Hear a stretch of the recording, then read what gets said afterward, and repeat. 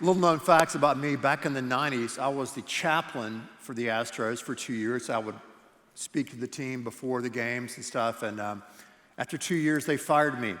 And it's true, and I guess they weren't winning, and so let's can the chaplain. And they hired this guy named Craig Reynolds to replace me. Why? When I was a little kid growing up in North Carolina, I don't have a lot of memories until I was around, I don't know, 4 years old, you know? When you look back over your life, it's kind of hard to remember, at least it is for me, anything that happened before the age of 4. But one of the things I do remember, and I remember it quite well, was the fact that my parents told me, and I guess it was true, that I was born pigeon-toed. How many of you have ever heard of that phrase, pigeon-toed? Yeah. Older people here know what that means. You can ask Dr. Google later about that. But pigeon-toed basically means you kind of walk like this. And so back in the day, they had the brilliant idea, I guess the doctors and stuff, the way to fix people who are pigeon-toed was to make them sleep at night in these like high-top shoes with a red bar in the middle. So I dreaded going to sleep at night because my parents would have to put these shoes and this red bar on my feet, and so I could only do this. And so I remember learning how to kind of army walk across our yellow linoleum floor back there in the Carolinas. And I remember having to wear during the day as I got a little bit older, these corrective shoes. They were like white high-top shoes, not tennis shoes, hard shoes, and black high-top hard shoes. I remember looking out my window at my older brother and his friends playing football, and I couldn't go out and play with them because I was pigeon-toed and I had the wrong kind of shoes. I had to wear these special shoes. Shoes are interesting, right? Probably a multi-billion dollar industry. But shoes are important, right? And you need to have the right shoes for the right occasion. Or the right shoes maybe for the right purpose, okay? Like if you're gonna go jog around Memorial Park today, this afternoon, beautiful day, you're gonna need some running shoes. Or if you're gonna walk around it, you're gonna need some walking shoes. If you're gonna play tennis, you're gonna need some tennis shoes. If you have a nice event to go to tonight, you may have to wear some dress shoes. If you are playing on one of the pro football teams today, this afternoon, on the field, you'll probably need to wear cleats. So you need special shoes to get the job done. Now, some of the shoes I feel like that we've been wearing as a culture, not necessarily as a church, the kind of shoes that we've been wearing, you know, to use that as an analogy, would be flip-flops. That's what we've been wearing as a culture, primarily, is our flip-flops. And flip-flops are good, I guess, if you have a day at the spa, or maybe you want to go to the beach or the pool or something. You wear your flip-flops, but flip-flops are not the shoes I would choose to engage in any type of warfare like we're experiencing today. So it's interesting, over the past several weeks, as you know, all of our 6 campuses have been talking about wokeism and neo-Marxism, and I've gotten a lot of feedback from people who don't go to Second, don't go to our church. They go, man, I'm so glad your church is speaking out and talking about these issues because no one really is. And it's not, and you know, there are other people, other churches speaking out, but by and large, a lot of people aren't. They're wearing flip-flops and they're sliding all around in our culture. So we've been looking at the past several weeks that when we're engaged in a type of warfare, whether you're talking about the things that are happening right now, not just in our country, but in Western civilization, or in your own personal life, when we're engaging in warfare, spiritual warfare, then we have to be prepared and we have to be equipped. And the book of Ephesians will equip us in all types of warfare and battles in our lives. That's what I've discovered, and many of you have discovered as well. So open your Bibles, if you have, to the book of Ephesians, chapter number 6, verse 10 says, "Finally, be strong in the Lord and in his mighty power. Put on the full armor of God so that you can stand against the devil's schemes.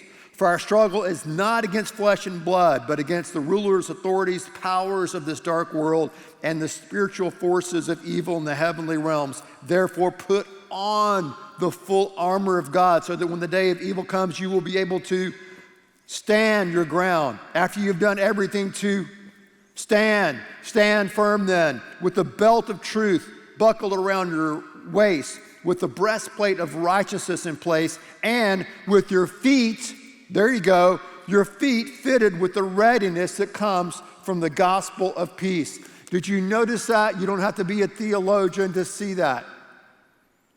Not one time, not two times, not three times, but the bonus fourth time, he tells us in the midst of battle, we've got to be able to stand. We've got to stand.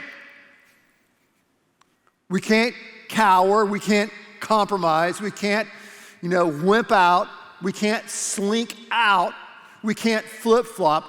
We, as followers of Christ and people who are engaged in life, engaged in our culture, have to take a stand. And to stand, we need to have some special shoes that I'm going to talk about in just a few moments. But right now, I want to go back to the acrostic for stand. Many people ask me, or someone asked me this week, "Hey, I didn't get the ND part in the acrostic." It's because we haven't looked at the ND yet. But let's look at the S. The S in stand is for strength. Strength. Stand in God's mighty power. I can do all things through Christ who strengthens me. The T is for truth. Jesus said, "I am the way, the truth, and the life. No one comes to the Father but through me. You shall know the truth, and the truth shall set you free." A is for answers. We've got to be prepared to give answers to people that are asking about the hope that's within us. And the N is network. Network. We need a network, I believe, in that cultural space, a network of like-minded people who are going to stand. Now, we're like-minded on areas of freedom of speech and freedom of religion. We may disagree politically. We may be a Democrat. We may be a Republican. We may be a libertarian. We may be a Christian. We may be an atheist. But we come together and we're like-minded in the fact that within the Western civilization, we cherish freedom. So how can we maximize the freedom for the maximum number of people in our culture? We've got to find people who will stand in the cultural space, I believe, and push back against wokeism, against cultural and neo-Marxism. We need to find people who value critical thinking over critical theory, who value MLK over CRT, who value historical progress over historical regress, who value truth over relativism, facts over feelings, biological reality over psychological fantasy, forgiving over canceling, order over chaos, equality over equity, free speech over hate speech, and responsibility over victimization. Those are the kinds, you can clap for that. Those are the kind of people, again, on different sides of the religious, philosophical, and political aisle that I want to unite with in this particular time in our nation's history and really in the history of Western civilization. Now, that's within the cultural space. Within the church space, where a lot of us live and have our sense of being and meaning, God calls us to a higher plane. He says that we are a citizen, not so much of this world. We're not a citizen so much of the United States of America, but we are citizens by His grace of heaven. We're King's kids. He is our ultimate allegiance. He is our King. He is our God. He is our politic, if you would. He rules and reigns forever. So that's our most important loyalty always is to Him. Now in that, we have to fight. We have to battle. We have spiritual warfare on a macro level. We have it on a micro level. We have it in our culture, but we also have it in our personal lives. And if we're going to battle and do battle in this spiritual warfare, then we've got to put on that armor of God. That's where we get our strength. It's not in our own strength, but it is putting on this armor of God, the belt of truth, the breastplate of righteousness, and we need to put on these special shoes. We don't need Gucci loafers, but if you have them, that's great. We need, I wear a size 10, by the way, 9.5. So we need gospel cleats. We need gospel cleats. You see, Paul was writing this letter to the Ephesians when he was in prison. He is looking and glancing at a Roman soldier. He's noticing the armor this mighty warrior has from head to toe.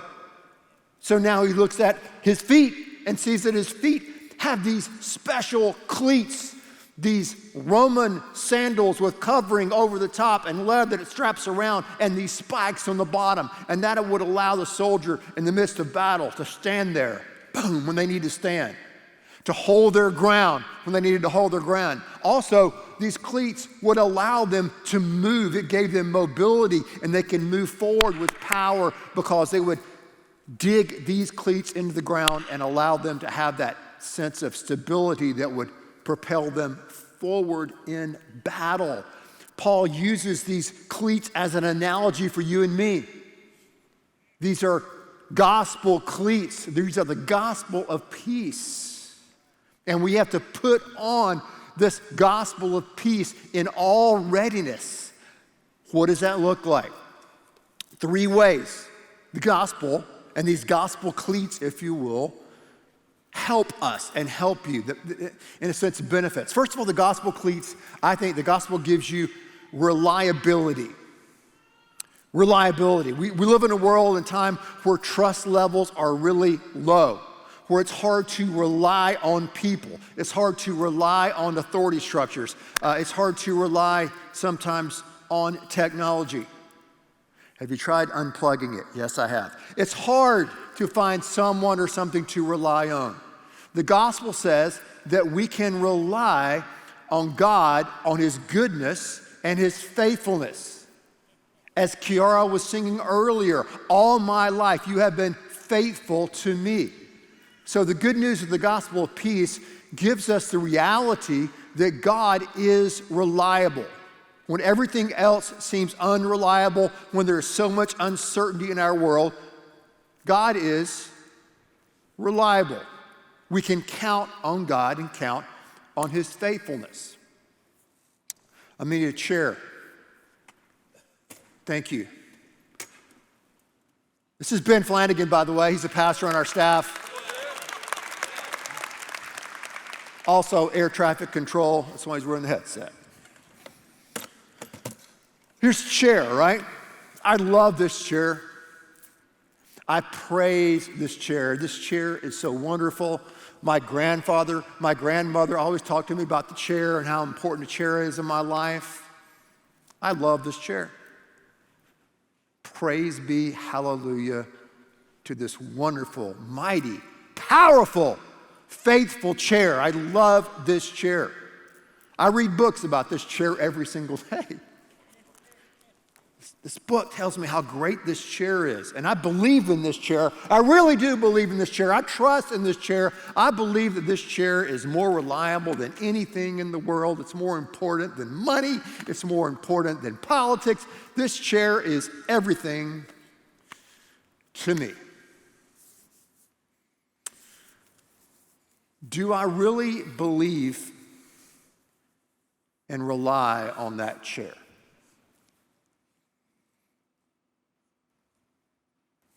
Some of you say, well, maybe you do and maybe you don't.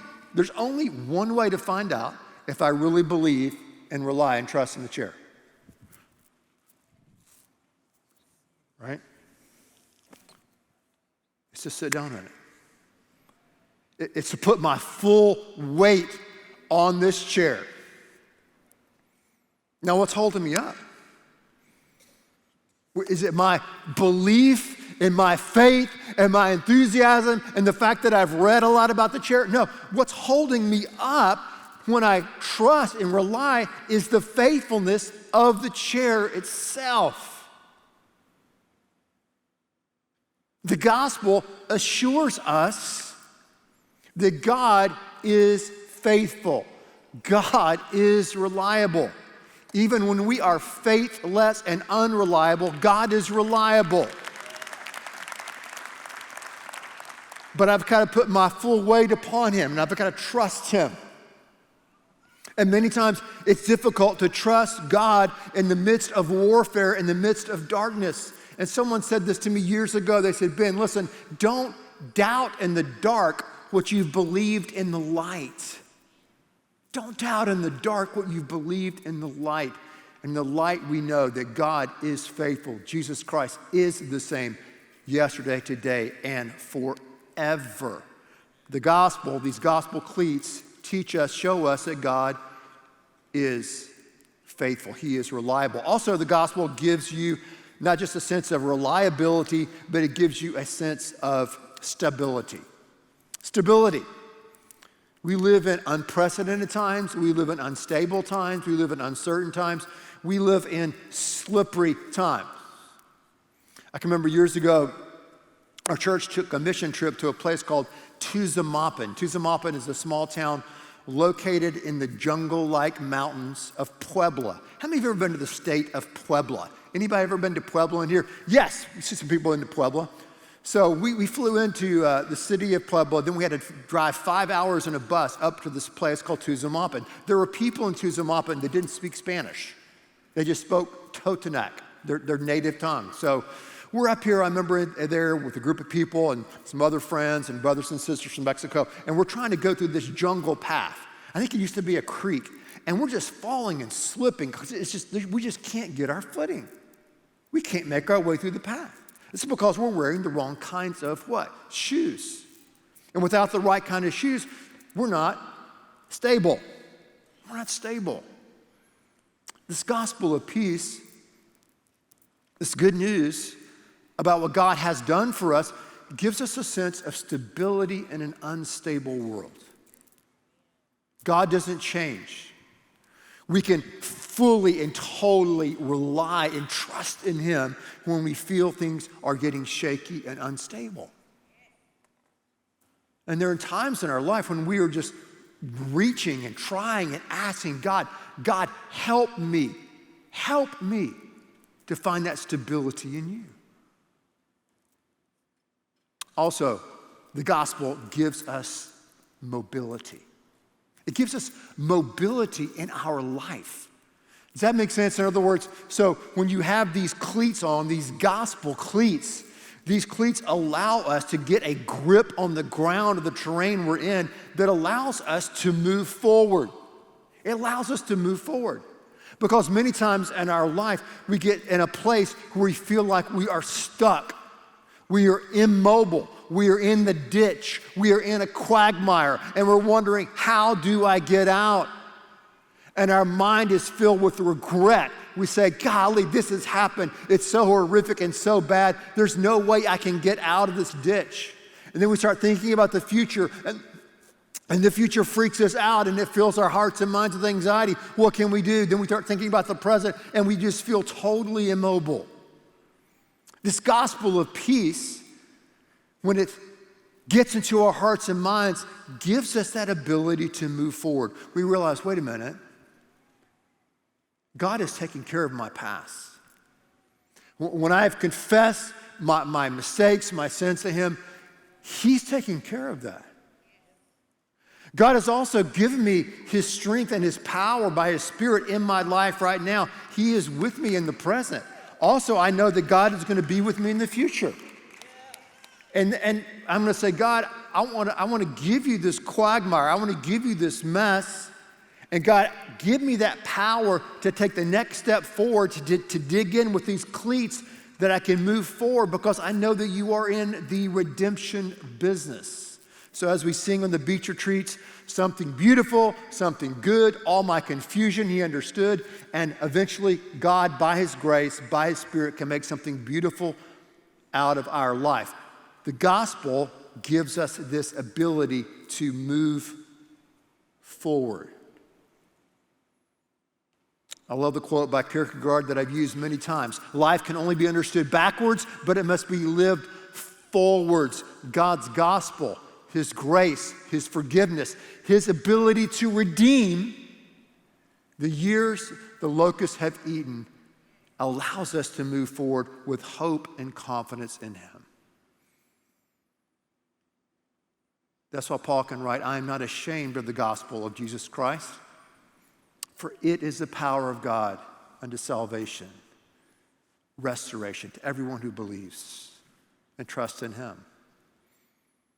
This gospel, these gospel shoes give us the ability to stand when we need to stand. They give us the ability to move out, to be mobile when we need to be mobile. Because you see, we need to use psychological language here, if you would, we need to both internalize the gospel of peace. I receive this peace that he gives to me through Christ. I receive this. I receive the reliability of God. I trust in him. I receive his stability that he gives me. And I know that I'm mobile now. I can move forward. So I receive it. And then also I externalize it by giving it away, by telling other people, hey, this is what God's done in my life. This is how God has changed my life. This is how God has brought hope into my life. This is how God has restored my life. This is how God has put me on a new path. And we tell our stories. And we share this good news about what God has done in our life. Back in the day, we call that giving a testimony or testifying. Can anyone here testify? And people would stand up. Man, I want to testify to the goodness of God. I want to testify to his gospel in my life. And we share stories. So this gospel, these gospel cleats, this gospel of peace is something that we internalize, we receive, and something we externalize and we share with others. How beautiful are the feet of those that bring good news. Good news. How many of you here know what the Spanish word listo? Yeah, there's some people here who know what listo means. Listen, listo, my understanding, my gringo understanding, is that listo, and listen, I want to, yo quiero practicar español porque en el cielo todos hablan español. En el futuro yo quiero hablar con Maria, Pablo. Yeah, anyway. So listo is a really cool word. I think it really fits this passage here. It really fits these gospel cleats. Because it says that when our feet are fitted with this piece of the armor, these gospel cleats, that we are filled with readiness. And the word listo means smart and ready at the same time, my understanding. So when I have these gospel shoes on and I've internalized the gospel, I'm sharing the gospel, man, I am both smart and ready. I am listo, right? I'm listo. Usually I'm pretty tonto, but with the gospel, that means stupid, I can be smart and ready. You can't go to war. You can't do spiritual battle without the proper footwear. Would you pray with me? God, I thank you that you're so patient with us. God, I thank you that you are a good God, that you know us, that you pursue us. God, this world can be so incredibly uncertain, unstable. God, it's so easy to slip, slide, and it's so easy to walk out into life and spiritual warfare wearing flip-flops or barefooted, and God, we just get cut up and we can't stand. And God, you wake us up and make us realize, wow, there's a better way to live. There's a better way to do life. There's a better way to love. There's a better way